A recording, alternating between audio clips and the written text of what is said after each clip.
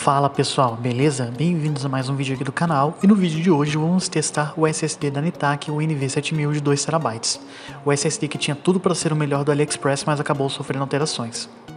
Como mencionado, hoje a unidade que vamos testar é a unidade de 2TB e não a de 1TB que testamos há um tempo atrás, que estarei deixando no link na descrição e no card aqui do vídeo. Bom, vamos começar. Primeiramente, ele vem naquele formato padrão M.2 com barramento de 64 GB, ou seja, 4 linhas PCI Express 4.0. Ele utiliza o protocolo de comunicação no formato NVMe 1.4 e suas capacidades variam de 1 TB até 4 TB. O seu preço atualmente se encontra próximo dos $199, que era o seu preço de MSRP de quando foi lançado, ou seja, cerca de R$900 a R$1.100, o que é um preço muito bom, tendo em vista que SSDs dessa faixa de categoria, ainda mais de armazenamento e de densidade, chegam a custar a mais de R$1.500 aqui no Brasil, então realmente o preço está muito bom. Vamos agora ver um pouco de suas especificações técnicas. Essa no caso é a unidade de 2 TB e nesse caso houve uma troca de componentes internos que no decorrer do vídeo estarei explicando um pouco mais a fundo. Mas esta unidade acompanha o controlador da InnoGrid, que é o IG5236. Acompanha 2 GB de DRAM cache, sendo 2 módulos de 1 GB, um em seu lado superior e inferior do PCB, e nesta minha unidade ele acompanha DICE da YMTC, de 128 layers, modelo CDT1B, ou X39070, de 512 GB, que são os DICE, entre aspas, mais rápidos que a YMTC fabrica até o momento, que são bem similares a alguns outros DICE, como o da Kioxia e a BIC5, por exemplo. A própria Netac garante que o SSD consegue fornecer as velocidades sequenciais de até 7.200 em sua leitura, enquanto sua gravação sequencial bate um pico de 6.800. E tanto sua leitura aleatória quanto sua escrita aleatória atingem 750 mAh. O SSD não oferece suporte à criptografia, possui uma endurance, ou seja, sua durabilidade de 1.400 TB de TBW, um MTBF, que é a quantidade de horas média entre falhas de até 1.5 milhões de horas e uma garantia de 5 anos, embora a garantia tenha que ser feita com o próprio AliExpress, sendo enviada para a China. Vamos agora ver um pouco do unboxing do SSD. Como podemos observar, o SSD vem em uma caixa básica contendo algumas especificações básicas do próprio produto na parte traseira, e na parte frontal temos apenas uma foto ilustrativa. Ao removermos o SSD da caixa, ele vem numa casezinha protetora e um ponto legal é que ele vem com 2 parafusos para parafusar SSDs M.2, o que são bem difíceis de você encontrar em lojas físicas assim, você geralmente encontra na internet. É um ponto positivo eles mandarem. Em relação à sua construção interna, ele vem numa linha M.2 com tamanho 2280 e, como mencionado, protocolo NVMe 1.4. Vemos que este SSD possui um design dual side, ou seja, possui componentes tanto do lado superior quanto do lado inferior do PCB. Neste caso, sendo do seu lado superior 2 NAND flashes, uma DRAM cache e seu controlador, enquanto do seu lado inferior temos uma DRAM cache e 2 NAND flashes. Uma curiosidade interessante é que este SSD, embora tenha sido feita uma troca de todos os seus componentes internos, o seu dissipador em si foi mantido o mesmo. Ele é o mesmo que foi utilizado no design de 1 TB que testamos há um tempo atrás, que até utiliza aqueles mesmos parafusos Torx de tamanho T6 para abrir eles. Uma coisa que eu achei interessante é que já podemos ver uma falha um tanto quanto grave no design desse projeto, pois a Netac decidiu, como havia mencionado, manter o thermal pad superior igual utilizado na unidade de 1 TB. Porém, a controladora não faz contato direto com o thermal pad, ou seja, tem um gapzinho que você não consegue fazer transferência de calor. E esse foi um dos principais motivos de vários canais no YouTube estarem reclamando desse SSD, falando que o controlador é inferior e tudo mais, devido ao controlador ficar sofrendo throttling durante alguns testes mais extensos e mais pesados. Outro problema ainda é devido aos seus DICE utilizados serem diferentes dos modelos B47R da Micron. Por que isso?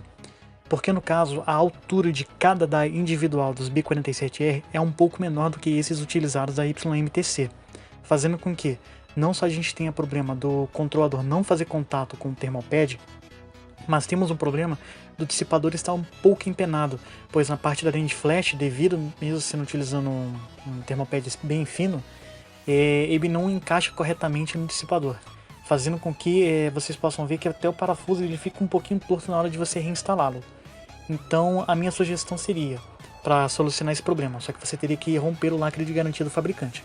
Mas como já se trata de um produto da China, a chance de você ter garantia disso daqui é... não que você não tenha, mas só de você mandar de volta para a China e você receber de volta, não sei nem se vale a pena. Na minha opinião, vale a pena arrumar.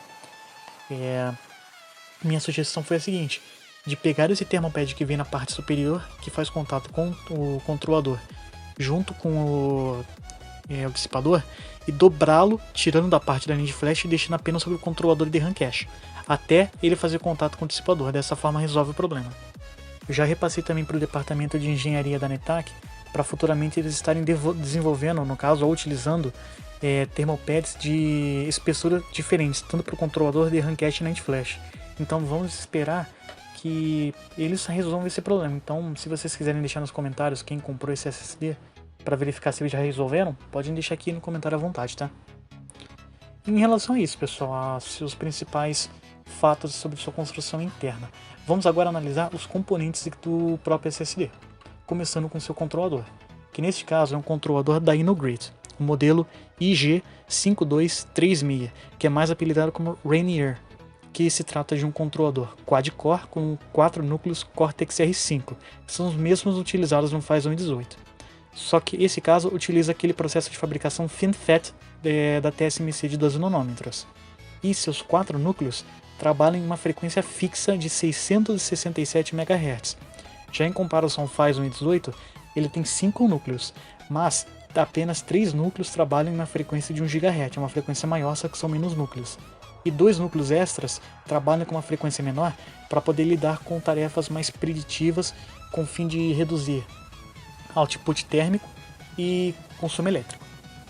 Voltando agora para o próprio controlador da InnoGrid, trata-se de um controlador com 8 canais de comunicação que suportam trabalhar com um barramento até o ONF 4.1, que seria um barramento de até 1200 megatransfers por segundo, o que é basicamente bem similar ao Phison 18. A única diferença é que o Phison 18 consegue trabalhar até 1600, mas na diferença prática em si não tem tanta, dependendo obviamente dos DICE que estão sendo utilizados. E esse controlador possui suporte até 4 comandos tipo Enable por cada canal, permitindo dessa forma com que ele se faça o interleaving, ou seja, o intercalamento com até 32 DICE. Como se trata da unidade de 2 TB, temos 32 DICE da YMTC, para que tenhamos o melhor cenário de intercalamento, ou seja, interleaving. Partindo agora para sua DRAM cache, vemos que neste caso não foi possível identificar qual foi a marca e modelo em si. Porém, o seu marking code, que seria o código que tem marcado na NAND flash, representa que esse chip é um chip DDR4 de densidade de 1 GB. E como são 2 chips, portanto são 2 GB ao total. O que temos aquele famoso padrão de a cada 1 TB de dados temos 1 GB de DRAM cache, que é um padrão bem ok. Infelizmente não foi possível, como mencionado, encontrar nem o fabricante nem especificações desse modelo até o presente momento da análise, quanto à sua velocidade e suas latências. Já agora, com relação aos seus circuitos de armazenamento, o SSD de 2 TB possui 4 NAND flashes marcados como EPSYMN09TC1B1RC6C. Tratam-se de NAND flashes da fabricante chinesa YMTC. Os modelos de DICE são o X39070, mais conhecidos também pela própria YMTC como DICE modelo CDT1B. Neste caso, são DICE de 512 GB, ou seja, são 64 GB contendo 128 layers de camadas de dados, a um total de 141 camadas de gates em si, que são contando dummy word layers, dentre diversos outros fatores, que no total gera uma array efficiency de 90,7%, que são das 141 layers total que cada die tem, 128 são voltados para armazenamento de dados. Portanto, temos uma eficiência de quase 91%, o que é uma excelente eficiência, especialmente para um fabricante que começou há pouco tempo no mercado. Neste caso, cada NAND flash possui 8 DICE de 512 GB, como mencionado anteriormente, fazendo com que cada NAND flash tenha uma densidade de 512 GB, sendo que ela se comunica com o controlador a um barramento de 1200 megatransfers por segundo, utilizando a largura de banda total máxima tanto do die quanto do controlador, sua largura de banda. Cada um desses DAIs possui 4 planes para aumentar o paralelismo e assim a performance enquanto se comunica com os DAIs. Uma curiosidade interessante desse layout é que eles utilizam uma estrutura dual deck bem similar às da fabricante Kioxia, modelo BIC5, que nós analisamos nessa análise que estarei deixando aqui no card da unidade de 8 TB. Que nesse caso, esse modelo da Kioxia tinha 112 layers de dados com um total de 112 gates, com uma densidade também de 512 gigabits, porém gerava uma eficiência de cerca de 87,5%, que não era tão alta.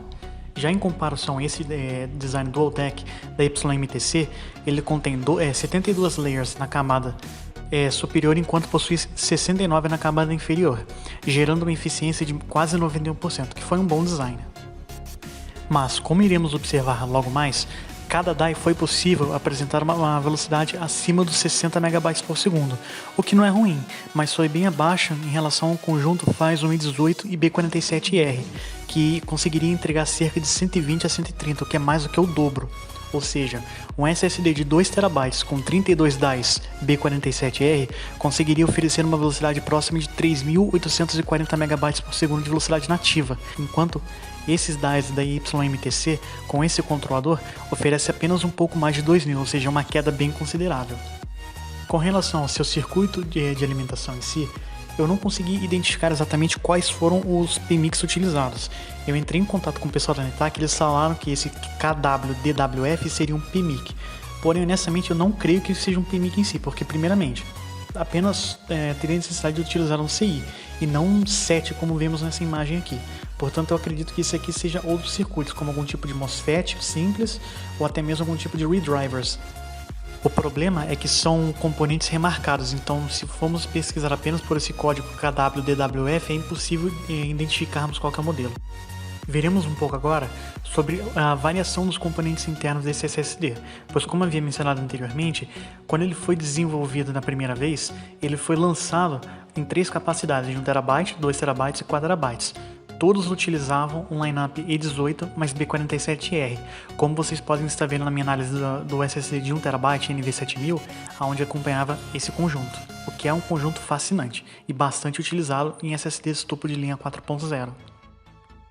Já nas novas variantes foi possível descobrir que ambas as versões de 1 TB e 2 TB podem haver diferentes combinações tanto de controlador quanto novos modelos de DAIs, sendo que até o momento dessa análise 3 variantes podem ser encontradas e destacadas.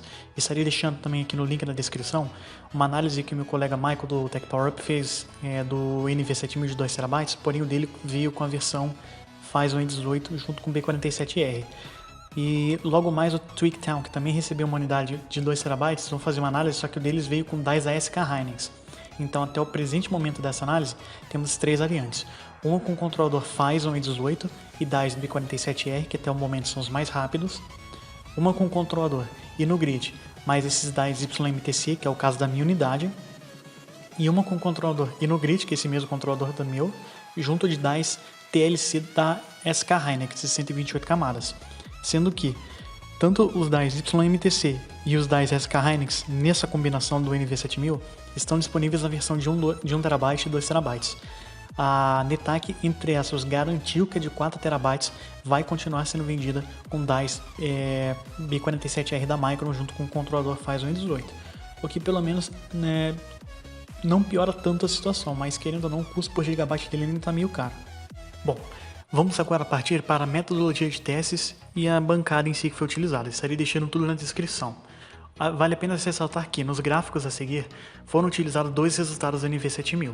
Como ele apresentou aquele problema de falha do projeto sobre o seu dissipador, eu fiz uma pequena modificação, como eu havia comentado anteriormente, então eu estarei marcando mais dissipador no nome do NV7000, representando o SSD após a modificação, sendo na cor vermelha, e na cor verde o SSD como ele veio de fábrica.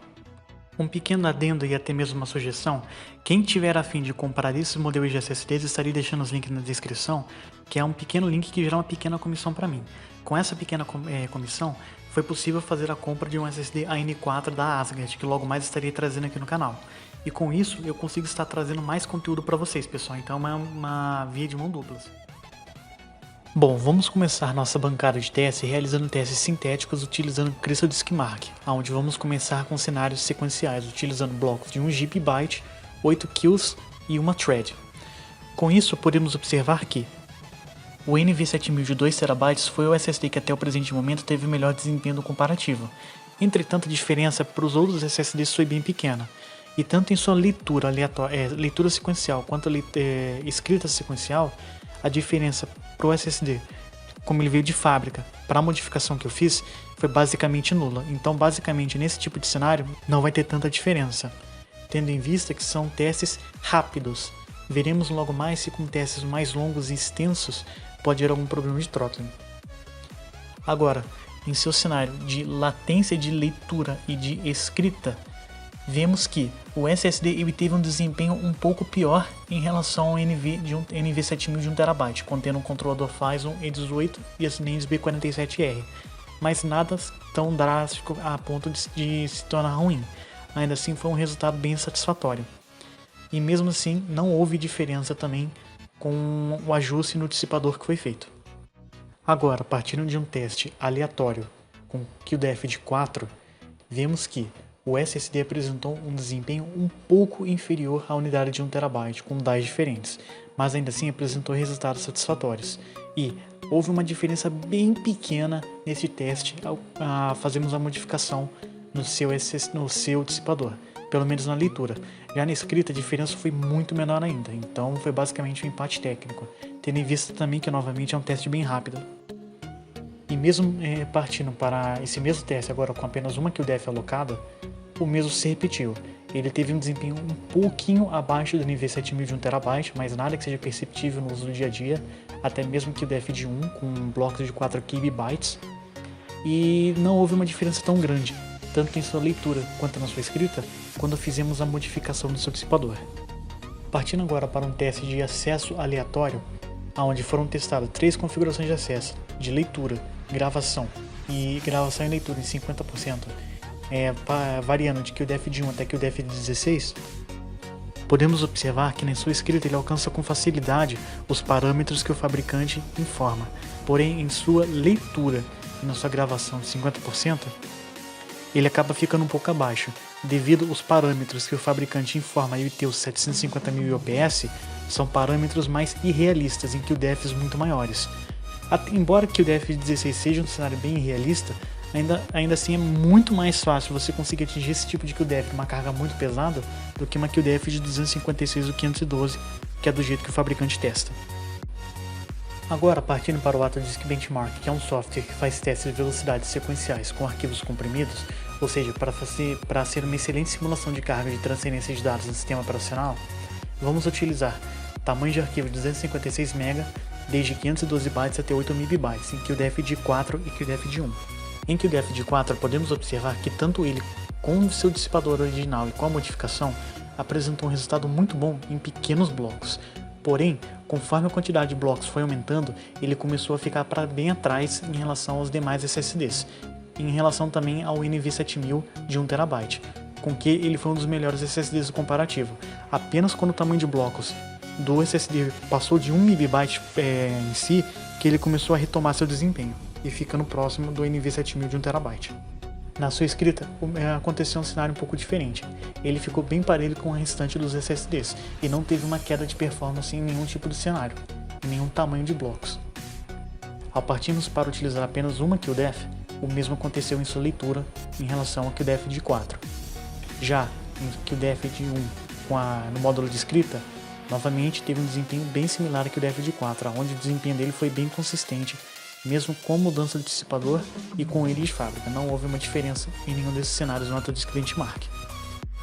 Vamos agora utilizar o 3D Mark Storage Benchmark, que é um suite de testes que são realizados diversos testes voltados ao armazenamento, incluindo testes de carregamento de games como Call of Duty Black Ops 4, Overwatch.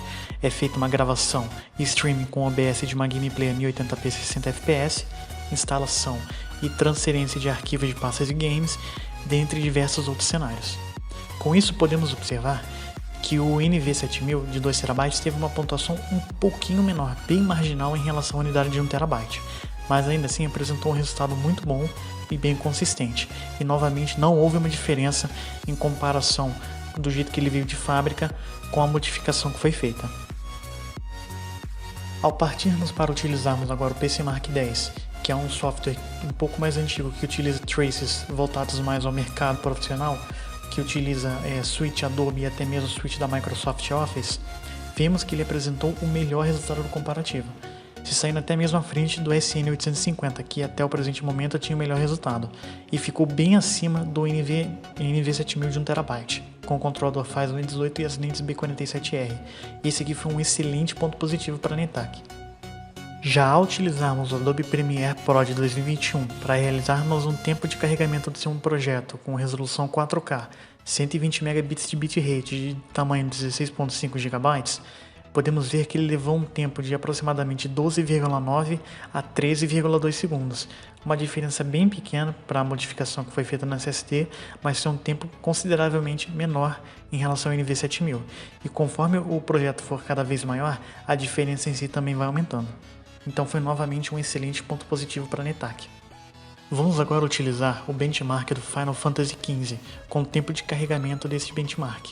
Com isso podemos observar que ele apresentou um tempo de aproximadamente 7 segundos com o SSD de fábrica, e com a modificação do SSD teve uma outra pontuação de 7,8 segundos, o que é basicamente uma variação de rodada, e foi basicamente marginalmente melhor do que o de 1TB.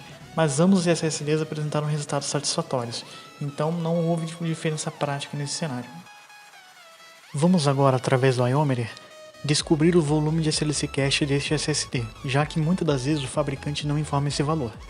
Pelo teste que realizamos, foi possível constatar que ele possui um volume de SLC Cache totalmente dinâmico, de cerca de 685 a 690 GB, que conseguiu manter a sua velocidade de escrita durante a região de SLC Cache numa média de 6.786 MB por segundo, o que foi um resultado altíssimo e excelente.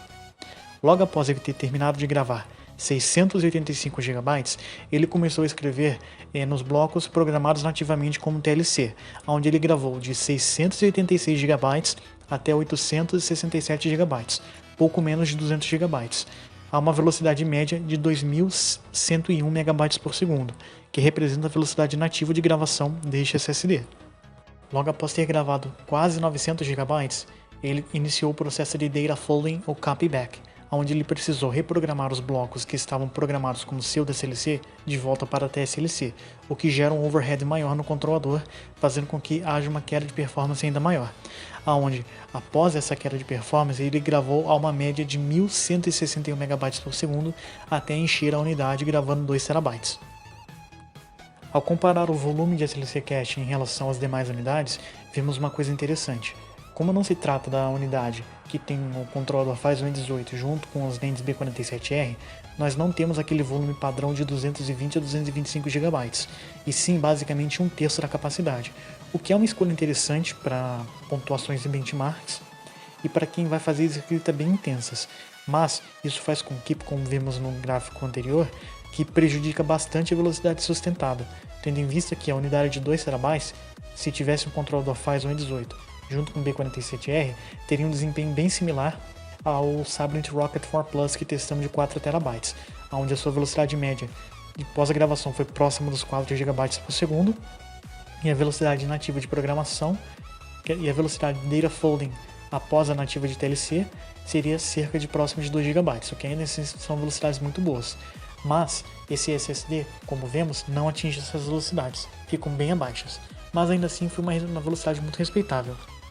Outro teste muito interessante que realizamos também foi o teste de recuperação de seu volume de SLC Cache, utilizando o Trim Garbage Collection e deixando eles ativado e desativado. Neste caso, ao utilizarmos o Garbage Collection e o Trim desativados, podemos ver que até em 30 segundos em idle ele recuperou próximo de 80 GB de seu volume de SLC Cache, o que é uma quantidade bem razoável e muito rápido até. Conforme o tempo foi passando, ele acabou recuperando um pouco menos de tempo, um pouco menos de seu volume, mas ainda assim é um resultado satisfatório, tendo em vista que, se em menos de 30 segundos ele consegue recuperar quase 80 GB sem idle, sem nem estar com o Garbage Collection e Trim ativado, com certeza vai dizer que com o Garbage Collection ativado junto do Trim, ele vai conseguir recuperar basicamente seu volume quase que inteiro, em até menos de 30 segundos. E é basicamente isso que vemos ao utilizar o Trim e o Garbage Collection, onde em menos de 30 segundos, até mesmo em 2 horas em idle, no benchmark inteiro, vemos que ele recupera seu volume inteiro de forma muito rápida. Uma coisa interessante é que nenhum SSD com B47R e Phison E18 com as firmas mais iniciais que tinham quando essa combinação foi lançada, conseguia sequer recuperar 1 GB de dados de seu volume de SLC Cache em até 2 horas em idle. Ou seja, esse aqui foi um excelente upgrade para uso do dia a dia.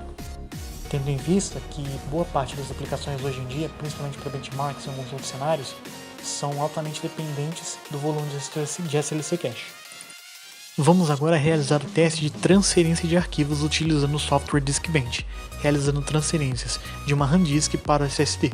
Neste caso, vamos começar utilizando uma imagem do Windows que foi zipada para um arquivo de 6.20 GB .rar.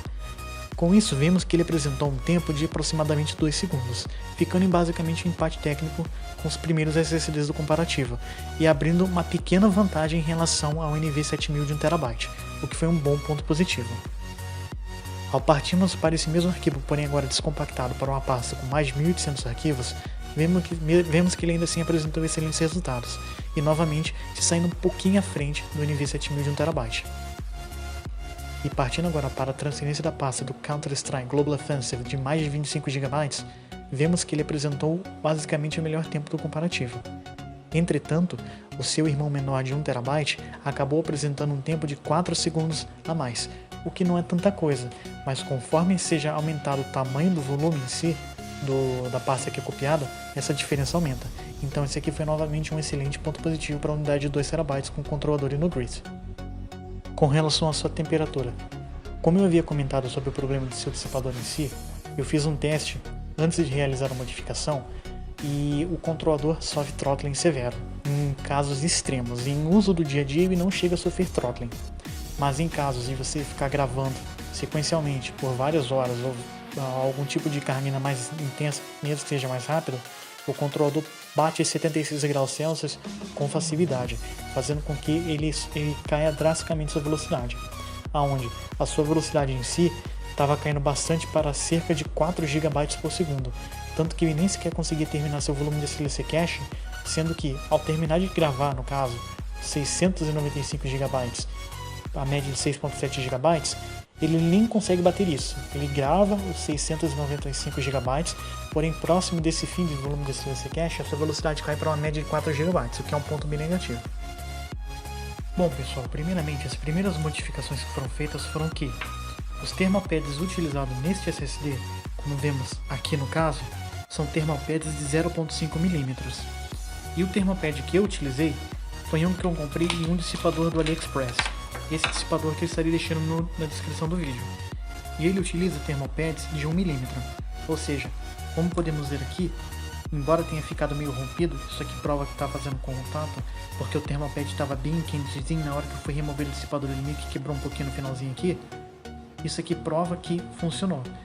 Nessa parte aqui, temos o dissipador, o thermalpad original de 0.5 mm, e aqui é o thermalpad de 1 mm, que eu fiz a troca. Eu recortei um pedaço daqui, como vocês podem ver, coloquei sobre a região do controlador. Aqui eu poderia até ter removido esse thermalpad, já que a mente flash de Ramcast nem sequer esquentam direito. E eu apliquei. Fiz os testes e o SSD parou de ter throttling. Qual a desvantagem? Como podemos ver aqui ó, ele acaba rompendo o lacre devido a desparafuso no SSD. Então se vocês fizerem isso, vocês provavelmente vão perder a garantia dele. Veremos agora sobre o seu consumo elétrico, tendo em vista que SSDs, da mesma forma que outros componentes do nosso sistema, têm um determinado consumo elétrico. SSDs mais eficientes conseguem realizar tarefas que foram requisitadas de forma mais rápida e com um consumo relativamente menor, que dessa forma eles conseguem transitar de volta para seus power states de idle ou de menor consumo, tornando os SSDs assim mais eficientes. Vamos começar vendo o teste de consumo máximo. Em relação à unidade de 1 TB, esse aqui teve um consumo um pouco maior. A unidade de 1 TB com o controlador Phison E18 tinha um consumo de aproximadamente 5.5 watts, o o que era um consumo relativamente baixo até para um SSD 4.0, que era um ponto positivo. Esse aqui já teve um consumo maior de 7.45 watts, beirando 7.5 watts, o que não é tão alto em comparação aos outros Sabrents que testamos, que chegaram a bater até 9 watts. Passando agora para seu consumo médio, realizando uma transferência de 210 GB, vemos que o seu consumo médio surpreendentemente foi menor do que a unidade de 1 TB, ou seja, em cenários mais realistas, o consumo dele é menor do que a unidade de 1 TB. Agora vamos testar em idle, com o ASPM e o LPM desabilitado, que são aqueles Low Power Mode para SSD SATA e NVMe. Com isso podemos observar que ele apresentou o pior resultado do comparativo, aonde seu consumo médio em idle ficou ultrapassando 1.6 watts, sendo o dobro da unidade de 1 TB. Isso aqui é algo horrível para um SSD NVMe, pois isso, obviamente, não chega a ser algo tão alarmante caso você deixe o SSD numa notebook, a bateria não vai drenar que nem água, mas ainda assim é um resultado muito ruim para um SSD NVMe dessa capacidade. Portanto, eu já até sugeri para o pessoal da Netac, falei com o pessoal e dei algumas dicas de como resolver esse tipo de problema. Então, futuramente, talvez eles lancem novos SSDs ou até mesmo algum firmware para corrigir esse problema. Mas é isso em relação a consumo e em idle no caso. E por último e mais importante, em relação à sua eficiência. Embora ele tenha tido um consumo elétrico maior, o seu throughput, que seria a sua vazão de dados, ou seja, a sua largura de banda no teste em si foi maior, fazendo com que a eficiência dele por watt seja maior. Neste caso, a eficiência dele foi de 715 MB por watt, enquanto da unidade de 1 TB foi de menos de 500, sendo que esse aqui só perdeu para o SM850, que até o presente momento era o SSD mais eficiente que eu cheguei a testar. Então esse aqui foi um excelente ponto positivo para a Netac. É isso, pessoal, espero que tenham gostado dos testes e vamos agora para a conclusão. Mesmo considerando essas mudanças de projeto, ainda vale a pena seu investimento nesse SSD, pois querendo ou não, a mudança prática no uso de cenários reais de desempenho é bem pequena. Em alguns cenários de testes sintéticos você pode sentir uma diferença, tanto no ganho de performance quanto em uma leve perda de desempenho, em alguns cenários. Então não creio que seja uma justificativa para não comprar o SSD.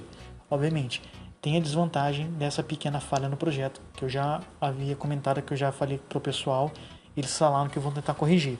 Se eles vão mesmo, não posso garantir, mas a minha parte eu fiz de avisar eles.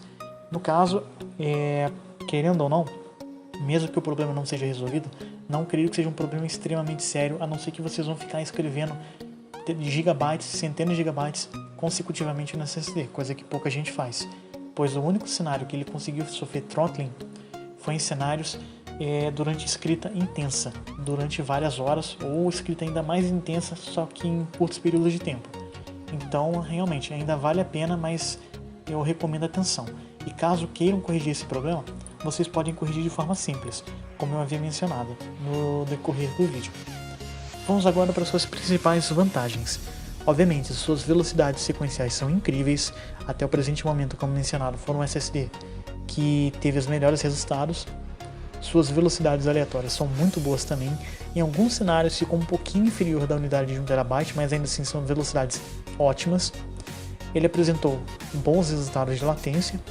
Em alguns cenários, novamente, não chegou a ficar idêntico à unidade de 1 TB, mas ainda assim foram resultados muito bons.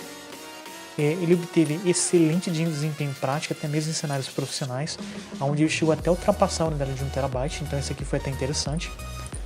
Com relação à sua construção interna, ele possui uma boa construção interna, muita gente criticava de ter feito essa mudança, que querendo ou não é um ponto negativo, isso aí é uma coisa que a Netac não devia ter feito, ou se tivesse feito, tivesse feito alguma notificação, algum aviso, mas ainda assim, este controlador utilizado é um controlador de boa qualidade, com DAIs também de boas qualidades. Obviamente são inferiores aos B47R, mas ainda assim eles dão conta do recado. Seu volume de SLC Cache é imenso, tendo basicamente um dos maiores volumes que já vimos até o momento.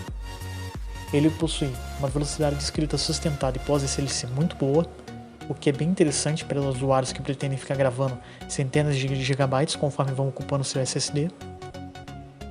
Seu volume de SLC Cache se recupera rapidamente, uma coisa que é diferente em relação às unidades que possuem controlador Phison, tendo em vista que isso não é característica dele, já que eles demoram uma eternidade para recuperar. Ele tem uma boa eficiência energética, mesmo tendo um consumo maior, pois querendo ou não, mesmo tendo um consumo maior, ele conseguiu entregar uma largura de banda maior nessa faixa de consumo, então fez com que sua eficiência fosse maior também. Ele possui uma boa durabilidade de 1400 TB, que é bem aceitável em comparação a demais SSDs dessa faixa de capacidade. A Netac afirma que tem 5 anos de garantia, porém eu acredito que você só tenha 5 anos se você mandar para a China, o que acaba sendo um ponto positivo e negativo ao mesmo tempo, e seu preço é basicamente imbatível até agora. Em alguns casos vocês podem encontrar esse modelo de 2 TB por menos de R$900, ou até próximo de 900 e pouco mil reais, o que é um preço insano para um SSD de 2 TB. Tendo em vista que com esse valor aqui no Brasil vocês não compram nem unidade de 1 TB contendo um Phison E18 e DICE do tipo B47R, independendo da marca. Suas principais desvantagens: devido à falha no projeto, ele acaba sofrendo thermal throttling, como mencionado, em cargas pesadas ou extensas. Portanto, caso vocês estejam muito preocupados com o problema de throttling ou vão fazer cenários de escrita muito intensa e queiram realmente comprar esse SSD, eu recomendo fazer aquela modificação. Agora, caso não queiram, ainda assim vocês podem tentar pegar outros modelos do AliExpress, como aqueles Corsair MP600, dentre diversos outros que possuem o mesmo controlador Phison E18 com DICE B47R da Micron. Outro ponto negativo: sofreu mudança no projeto sem que a fabricante tivesse avisado. Isso foi um ponto que eu achei que a Netac falhou e eu acho que infelizmente eles não vão conseguir vender lotes daqueles antigos com Phison E18 e B47R. Apenas na unidade de 4 TB que eles clamam, que eles afirmam que ainda assim continua com esse bundle, mas ainda assim eu acredito que com o tempo talvez mude também. O SSD não possui criptografia e, querendo ou não, ele possui um alto consumo em idle, em estando parado. Isso aí é um péssimo ponto negativo. Mas em relação à análise é isso, pessoal. Espero que tenham gostado. Caso tenham gostado, deixem um like, comentem e compartilhem. Para quem tiver a fim de comprar SSDs no AliExpress, que eu já testei aqui e já validei se são bons ou não, estarei deixando alguns links na descrição, que daí gera uma pequena comissãozinha para mim, fazendo com que eu consiga pegar novos SSDs para testes. E é isso. Espero que tenham gostado. Falou!